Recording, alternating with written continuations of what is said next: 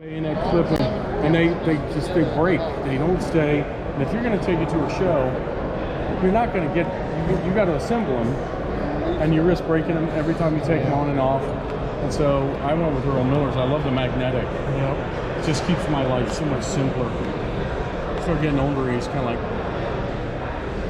work smarter, not harder. Yep. And this is Jerry Reeder, modeltrucking.com decals. So I heard he was going out of business, so I went and dropped a couple $100 on him. I'm like, okay, we'll get the extra detail decals. Yeah. Chassis decals. Okay. They're 22-inch tires that Gary made. The heat shields are from CTM. Oh yeah, they make great heat shields, don't they? Yeah. The curve stacks are from Rhino's Truck Parts. And other than that, it's mostly box stock. It looks nice. It's like I changed the fuel tank straps on it to make it look more like the real, more like what the real truck is. And then I made the mud flaps where you can take them off and on. And I don't know if you noticed, I had these decals made up in tribute for Gary. Okay, nice. And yeah, Gary was a good friend. Yeah. So very nice. yeah, and he was an avid West Virginia Mountaineers fan, so that's where the colors came from. Okay. Yeah. Very cool. It's a good looking build. Yeah. Thank you.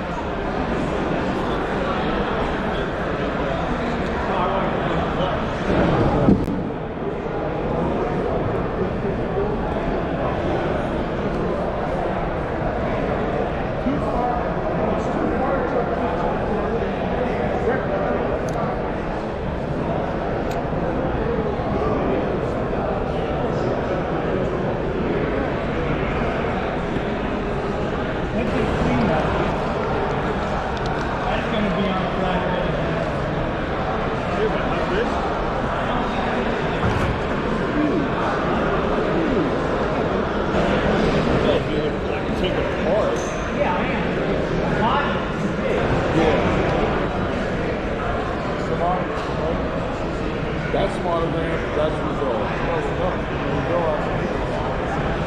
Because monogram is decals, the building on the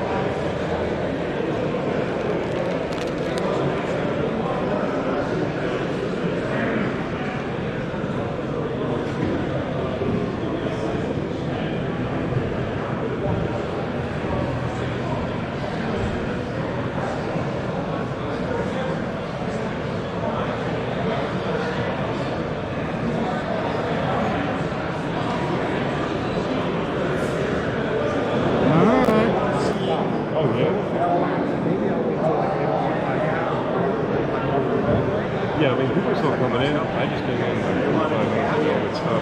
So really, the place to go now is the vendor area, right? Because those guys are all settled in. Another thing, Scott, that I've seen. You don't need any more kits. Made a mistake. Some YouTube channels. They had a candle. It was crazy doing this shit.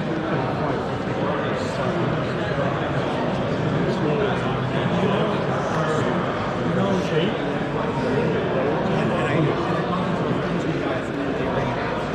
And it was definitely not. I looked at it. I looked at the picture. It was not. I know that they've made some trucks deliver more fuel. That's where that truck, preliminary pictures I saw, now knowing that it was our refuel. Yeah, that makes sense, right? And cab overs, we ran, in the fuel oil business, we ran cab overs primarily. They were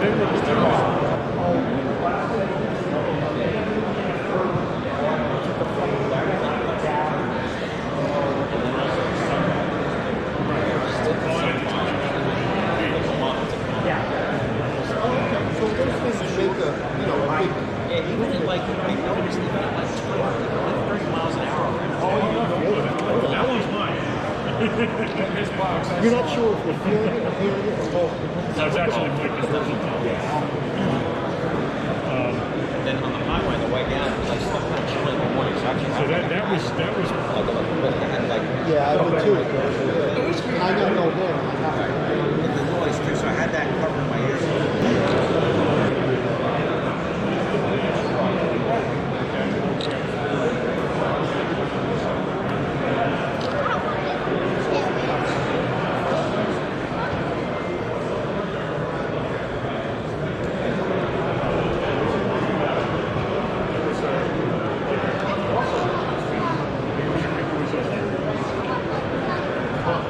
collaboration between Rio and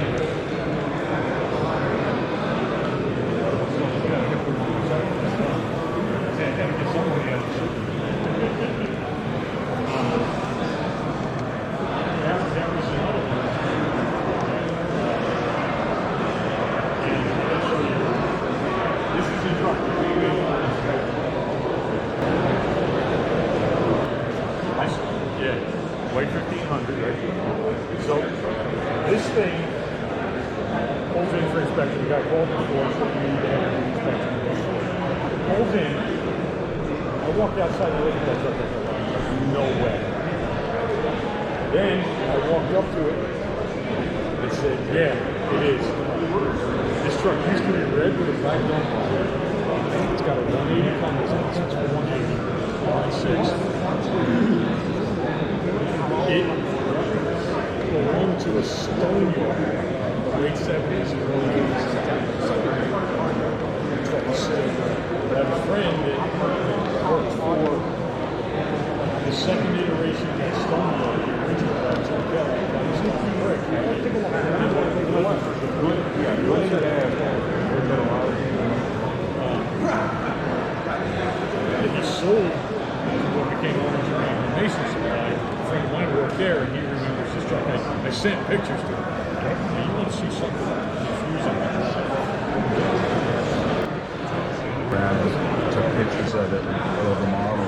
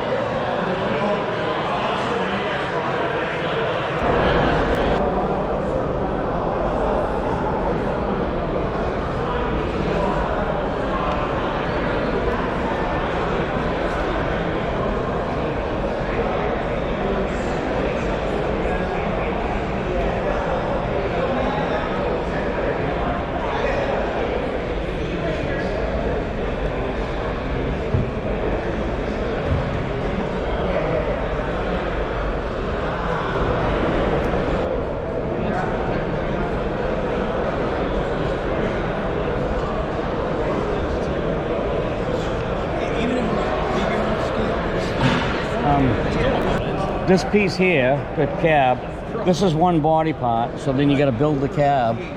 So the cab, when you get it on, it's got to be perfectly straight this way and back enough so that when you put this on, because you get your radiator here and everything, and this has to get to a certain point for the sides to meet it, for the top to meet it, and then there's a piece underneath. So when you put it all together, it's like an exoskeleton. You got to make sure everything's lined up or it doesn't fit. I had a gap right here, and I put a piece of styrene in there and painted it just to fill that little gap, because it fit good here because it's notched. It comes down. You see the notch in it? Goes like that. So I had to put a little piece of styrene in there. And these pieces get glued on when you paint the body, when you put the body on. So when I clear coated, those are already on there, so they don't line up great. And then these things here, I took a thin piece of styrene, like paper thin like this. I cut out the decal, I laid it on the styrene, I cut it out, I glued the styrene in, then I put the decal on, because not with the body lines, the decal would look all rippled. So, the hardest part about the bus was getting the body to line, and you get tired of building seats. Yeah. Because the seats, you got the frame, and then there's two legs, you get the seat, and there's two decals per seat. And then once I got them together, I flat cleared everything to take the shine off the decal, and you get 2 rows of seats, so it gets a little monotonous after a while. Thanks. My favorite part of the whole thing is the stairway. I love the stairway. Oh yeah. When you look in and see that stairway, I love that. It is nice. Yeah, it's and I weathered the underneath of it, because what bus would be clean? Yeah. So the underneath got weathered. Very nice. Yeah. So if you have one, build it. You'll enjoy it. Just one of those things. You gotta tell everybody. You gotta be patient, and you gotta build it exactly how they tell you to do it. You know, we all build models. Go, oh, I can do this. I can do. No, you can't skip around, because in the end, nothing's gonna line up the way it should. Okay. So it's like that big engine room on that. Yeah, very nice. Thank you very much.